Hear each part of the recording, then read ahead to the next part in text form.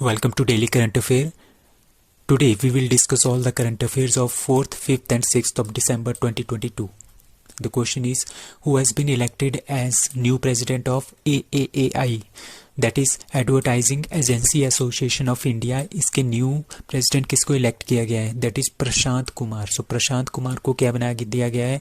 CEO of South Asia of Group M media private limited has been elected as the president of advertising agencies association of India. AAAI इसको बोलते हैं short form में. ठीक है. The association किसके लिए होती है? ये वाली एसोसिएशन ये होती है कि प्रमोशन के लिए, जो प्रोफेशनलिज्म होती है उसके प्रमोशन के लिए, मतलब कि किस तरह से अपने एडवर्टाइजमेंट करनी है उसको कंट्रोल करता है, उसका प्रोफेशनलिज्म करता है थ्रू ए फाउंडिंग प्रिंसिपल्स. कुछ एक प्रिंसिपल्स होते हैं उसके बेस पे ये इसका प्रोफेशनलिज्म जो है करते हैं एडवर्टाइजमेंट की. जो हमारे पास एडवर्टाइजमेंट आती हैं जितनी भी आती हैं तो उनको सारा का सारा कंट्रोल कौन करता है? AAAI. तो उसके जो हेड है दैट इज प्रशांत कुमार को न्यू प्रेसिडेंट घोषित कर दिया गया है. So 23rd Hornbill Festival 2022 begins in that is Nagaland. So Nagaland का एक फेमस त्योहार है, उसका नाम है हॉर्नबिल. हॉर्नबिल क्या होती है? एक पंछी होती है, इंडियन बर्ड है ये. ठीक है. उसका क्या होता है, जो ये नागा ट्राइब्स होती है ना, इसकी लाइफ में इनका बहुत ही ज़्यादा महत्व होता है. ठीक है. ये मानते हैं कि ये बहुत ही ज़्यादा पवित्र होती है, बहुत ही ज़्यादा अच्छी होती है. तो ये हॉर्नबिल फेस्टिवल जो है मनाते हैं. इसमें क्या होते हैं, पूरे वर्ल्ड के लोग जो आपस में आते हैं फिर इकट्ठे होते हैं. ठीक है. 23rd hornbill festival begins it Naga heritage village. ठीक है. नागा हेरिटेज विलेज कहाँ पे? किसामा नामक विलेज है नागालैंड में, वहाँ पे ये होता है. 23rd टाइम हुआ इस बार. ठीक है. तो ये 1 दिसंबर से 10 दिसंबर तक होता है. तो ये 11 दिन का टोटल होता है. 10 और 11 दिन के आसपास ये टोटल जो फेस्टिवल है वो होता है. वाइस प्रेसिडेंट हमारे जगदीप धनखड़ जी, उन्होंने इसका इनॉग्रेशन किया. ठीक है. तो 20 साल से ज़्यादा हो गए जब से हम हॉर्नबिल फेस्टिवल को नागालैंड में मनाते हैं. ठीक है. और welcome visitors from around the world, पूरे वर्ल्ड से इसमें जो है लोग आते हैं. Exercise Sudarshan Prahar conducted by that is B battlefield corps. जो बैटलफील्ड कॉर्प्स जो है उन्होंने क्या किया है, उन्होंने एक एक्सरसाइज किया है, उसका नाम है सुदर्शन प्रहार. सो सुदर्शन प्रहार उन्होंने ये वाली एक्सरसाइज जो है की थी. कहाँ पे की है? In the desert of Rajasthan. Rajasthan के डेजर्ट में इन्होंने ये एक्सरसाइज की है. इसमें मेन फोकस क्या था? मेन फोकस था इनका कि जो combat power through indigenisation of forces, multipliers and practicing new battle technique. ठीक है. मेन ये है, जो नई नई टेक्निक्स होती है ना, लड़ाई करने की नई नई टेक्निक्स होती है उसको सीखना. ठीक है. और जितने भी हाई प्रोफेशनलिज्म है और हाई टाइप की टेक्नोलॉजी है, हम किस तरह से उसको फील्ड में यूज़ कर सकते हैं, तो इसके बारे में भी इन्होंने इसमें प्रैक्टिस की. तो बैटलफील्ड कॉर्प्स जो है उन्होंने एक्सरसाइज सुदर्शन प्रहार, ये नाम याद रखना है, सुदर्शन प्रहार जो कंडक्ट की. कहाँ पे? राजस्थान में. सो 12th एडिशन ऑफ अग्नि वॉरियर एक्सरसाइज. तो दूसरी एक्सरसाइज आ गई अग्नि वॉरियर एक्सरसाइज, जो कि इंडिया और किसके बीच में हुई है? इंडिया और शायद वो इंडिया और सिंगापुर के बीच में हुई है. कहाँ पे हुई है?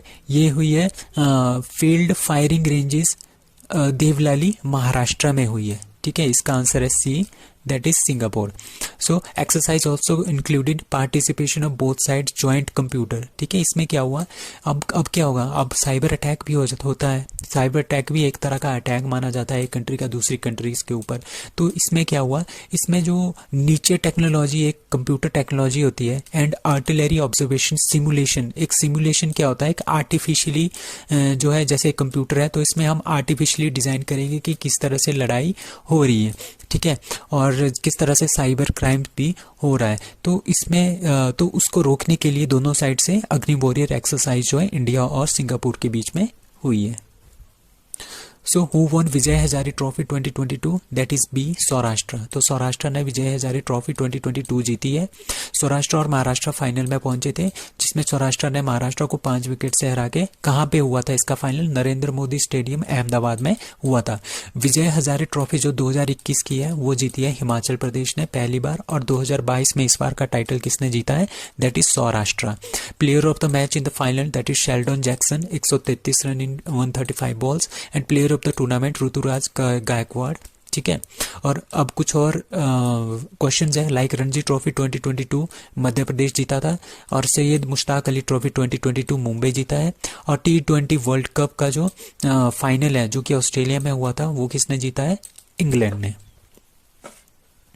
So who has been named as chairperson of national statistical commission, ठीक है। नेशनल स्टैटिस्टिकल जो कमीशन है उसका चेयरमैन किसको बनाया है, दैट इज राजीव लक्ष्मण कारंदीकर को, ठीक है। राजीव लक्ष्मण कारंदीकर जो कि प्रोफेसर थे कहाँ पे, emeritus at Chennai mathematical institute, ठीक है। चेन्नई मैथमेटिकल इंस्टीट्यूट CMI में ये क्या थे, प्रोफेसर थे, ठीक है। तो इनको क्या बना दिया, इनको क्या बनाया, चेयरपर्सन बनाया है, नेशनल स्टैटिस्टिकल कमीशन का इनको चेयरमैन बना दिया गया है। और नेशनल स्टैटिस्टिकल कमीशन फॉर्म्ड कब हुआ था, 1 जून 2005 को, और इसका हेडक्वार्टर है न्यू दिल्ली में। So Rajeev Laxman Karandikar, chairperson of national statistical commission. So India ranked dash dash in global aviation safety ranking 2022।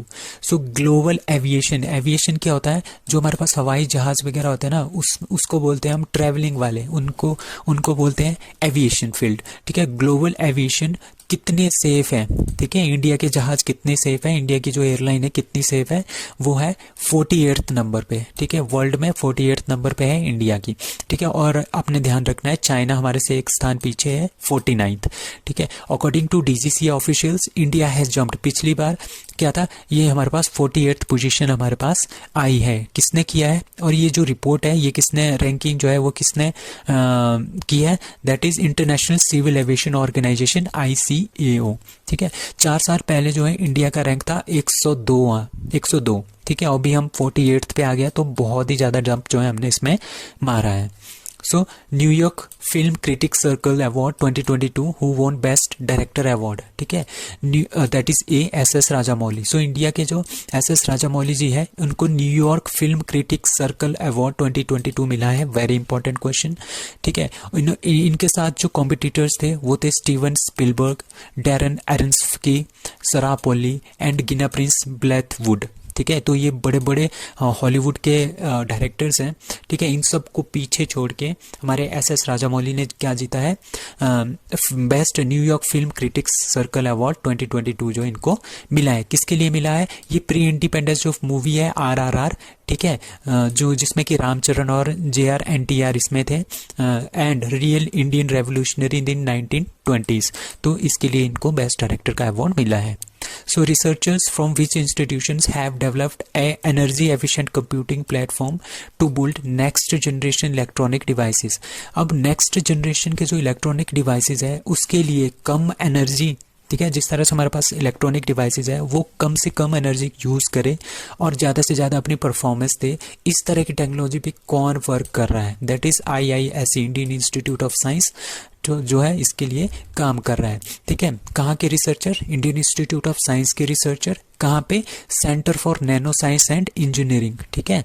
यहाँ पे क्या हो रहा है, यहाँ पे जितने भी हमारे इलेक्ट्रॉनिक डिवाइसेस है, मोबाइल है, लैपटॉप्स हैं, गैजेट्स जितने भी आते हैं, टीवी आते हैं, स्मार्ट टीवीज आते हैं, उनको हमने और कम पावर एफिशिएंट बनाना है ताकि ये बहुत ही कम जो है एनर्जी ऑब्जर्व करे, ठीक है, यूटिलाइज करे, यूज़ करे, और इसी तरह से हम क्या बनाएंगे, इस तरह के क्या बनेगा, नेक्स्ट जनरेशन इलेक्ट्रॉनिक डिवाइसेस जो बनेंगे। आजकल क्या होता है, आजकल जितने भी डिवाइसेस बनते हैं ना वो CMOS से बनते हैं। CMOS होता है कॉम्प्लीमेंट्री मेटल ऑक्साइड सेमीकंडक्टर्स, ठीक है। अब हम इसको यूज़ नहीं करेंगे, अब हम क्या करेंगे, मेमोरिस्टर्स का यूज़ करेंगे। मेमोरिस्टर्स का मतलब क्या होता है, इसमें ही हम डाटा को स्टोर भी कर सकते हैं और उसके अंदर हम कंप्यूटेशनल जो मैथमेटिकल कंप्यूटेशन है उस डाटा की वो कर सकते हैं। बट जो CMOS वगैरह होते थे, आजकल जो डिवाइसेस चल रहे हैं उसमें क्या होता है, हमारे पास मेमोरी अलग से होती है, ठीक है, और क्या होता है हमारे पास यहाँ पे जो ऑपरेशनल होता है, अर्थमेटिकल लॉजिक यूनिट होती है जहाँ पे मैथमेटिकल ऑपरेशन होते हैं वो अलग अलग होते हैं चिप्स वगैरह में, ठीक है। इसमें क्या होगा, एक छोटा सा ही डिवाइस होगा, उसी के अंदर मेमोरी भी होगी और कंप्यूटेशन भी उसी के अंदर होगा। तो ये कौन डेवलप कर रहा है, Indian institute of science. So which state has passed bill to raise reservations in the state 76%? ठीक है, एक स्टेट है दैट इज, उसका नाम है छत्तीसगढ़। तो छत्तीसगढ़ ने क्या किया है, हमारी जो रिजर्वेशन है पूरी स्टेट में वो 76% कर दी है, जो कि बहुत ज़्यादा है। ठीक है, कहाँ कहाँ पे होगी ये रिजर्वेशन होगी, जो बच्चों को रिजर्वेशन, लोगों को रिजर्वेशन मिलेगी गवर्नमेंट जॉब्स में, एडमिशन में, जो स्कूल और एजुकेशनल इंस्टीट्यूशन में, तो उसमें 76% जो है वो रिजर्वेशन कंप्लीट कर दी गई है। इसके अकॉर्डिंगली क्या होगा, जो शेड्यूल्ड ट्राइब्स हैं, एसटी का कोटा इन्होंने बढ़ा के 32% कर दिया है, जो कि बहुत ज़्यादा है। ठीक है, अदर बैकवर्ड क्लासेस ओबीसी है 27%, शेड्यूल कास्ट का 13%, और इकोनॉमिकली वीकर सेक्शन का कितना है 4% कोटा है। Which high court has banned use of mobile phones inside the temple? ठीक है, एक हाई कोर्ट है उसका नाम है मद्रास हाई कोर्ट। तो मद्रास हाई कोर्ट ने क्या किया है, जितने भी मोबाइल फ़ोन है, अगर टेम्पल है उसके अंदर जो है मोबाइल फ़ोन एंटर नहीं होंगे, ये किया है तमिलनाडु सरकार ने, तमिलनाडु के high court that is Madras high court ने ये किया है। ठीक है, पूरे के पूरे तमिलनाडु में यही चलेगा, जितने भी मंदिर हैं आपको फ़ोन अलॉट नहीं होंगे अंदर। ठीक है, जो मोबाइल फ़ोन्स हैं वहाँ पे हमने क्या बनाना पड़ेगा, मंदिर के पास ही हमने एक सिक्योरिटी एक ब्लॉक बनाना पड़ेगा, जहाँ पे क्या होगा फ़ोन्स वगैरह डिपॉजिट होंगे और सेफ्टी से रखे जा सकते हैं, और उसके बाद अंदर जो टेम्पल होगा वहाँ पे आप इजीली जा सकते हो। सो विच इंस्टीट्यूशन मैन्युफैक्चर द, कौन सा इंस्टीट्यूशन है जिसने advance light helicopter ALH Mk3 जो है वो बनाया है, that is D, Hindustan aeronautic limited. तो हिंदुस्तान एरोनॉटिक लिमिटेड ने क्या बनाया है, एडवांस लाइट हेलीकॉप्टर जिसका नाम है ALH Mk3 squadron 840 queen CG। ठीक है, ये बनाया किसने, हिंदुस्तान एरोनॉटिक लिमिटेड ने इसको बनाया है। और जो VS पठानिया जी हैं, जो डायरेक्टर जनरल है किसके, इंडियन कोस्ट गार्ड के। ठीक है, ये कोस्ट गार्ड के लिए है। ठीक है, इंडियन कोस्ट गार्ड के जो डायरेक्टर जनरल है VS पठानिया, उन्होंने इसको क्या किया है, ICG एयर स्टेशन चेन्नई में क्या किया है, इसको कमीशन किया है इंडियन कोस्टल सर्विसेज में। ठीक है, तो इसकी मेन बात ये है, जो ALH advance light helicopter Mk3 है, ये हमने खुद बनाया है, इंडिया ने इसको खुद बनाया है, इंडिजिनियसली मैन्युफैक्चर्ड। किसने बनाया, हिंदुस्तान एरोनॉटिक लिमिटेड ने, जो इंडिया की एक बहुत ही ज़्यादा पब्लिक सर्विस की कंपनी है। इसमें क्या क्या होगा, इसमें बहुत ही हाई क्वालिटी का रेडार होगा। ठीक है, शक्ति के इंजन होंगे, एडवांस कम्युनिकेशन सिस्टम होगा, एक जगह से दूसरी जगह कम्युनिकेट करने के लिए काफ़ी ज़्यादा एडवांस सिस्टम होगा। सर्च एंड रेस्क्यू, जैसे हमारे पास लोग फंसते हैं ना, पहाड़ियों में फंसते हैं, कभी जंगलों में फंसते हैं, कभी पानी में फंसते हैं। ठीक है, तो उसको रेस्क्यू करने के लिए भी लोगों को हम लेके जा सकते हैं। ठीक है, उनको बचाने के लिए। तो 16 ALH Mk3 aircraft have been inducted in the Indian coast guard. ठीक है, 16 इस तरह के जो एडवांस लाइट हेलीकॉप्टर्स हैं वो हमने इंडियन कोस्टल गार्ड में तैनात कर दिए हैं। So which institution released the state of global water resources 2021?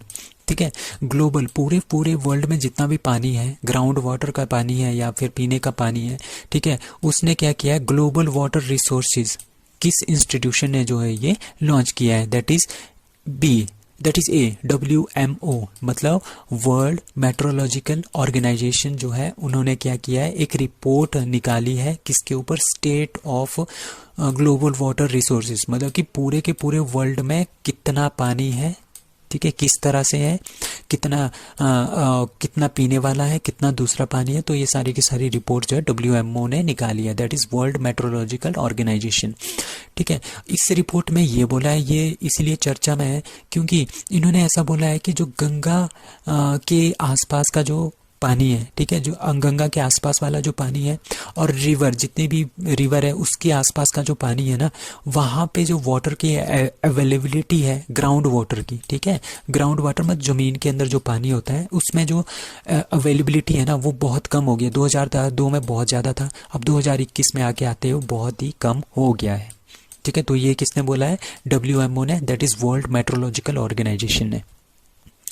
So India signed economic development corporation fund loan, ठीक है, agreement for the intelligent transport system with which country, that is a South Korea. तो India और South Korea ने क्या किया है, आपस में एक क्या किया उन्होंने, एक पैक्ट साइन किया, एक एग्रीमेंट साइन किया है, किसके रिलेटेड, इकोनॉमिक डेवलपमेंट, मतलब कि कंट्री में, इंडिया में इकोनॉमिक डेवलपमेंट को बढ़ावा देने के लिए, ठीक है, एक फंड लोन जो है वो पास किया है कितने रुपए का होगा, कितने वॉन का होगा। वॉन जो है कोरियन करेंसी है, ठीक है। 245 कोरियन वॉन जो है वो इंडिया को सैंक्शन किए हैं, ठीक है। इस एग्रीमेंट के अंदर क्या होगा, इंटेलिजेंट ट्रांसपोर्ट सिस्टम, जो ट्रांसपोर्टेशन होती है ना चीज़ों को एक जगह से दूसरी जगह तक ले जाने के लिए, ठीक है, उसके लिए हम इंटेलिजेंट ट्रांसपोर्ट सिस्टम बनाएंगे नागपुर से मुंबई तक, और super communication expressway project Delhi में। ये दो आपने याद रखना है,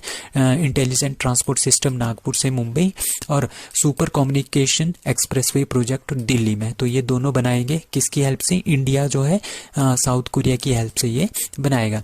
साउथ कोरिया ने 2016 में इंडिया के साथ एक पैक्ट साइन किया था, जिसके अकॉर्डिंगली इंडिया की जो ऑफिशियल डेवलपमेंट असिस्टेंट पार्टनर है वो कौन बना था, वो बना था साउथ कोरिया।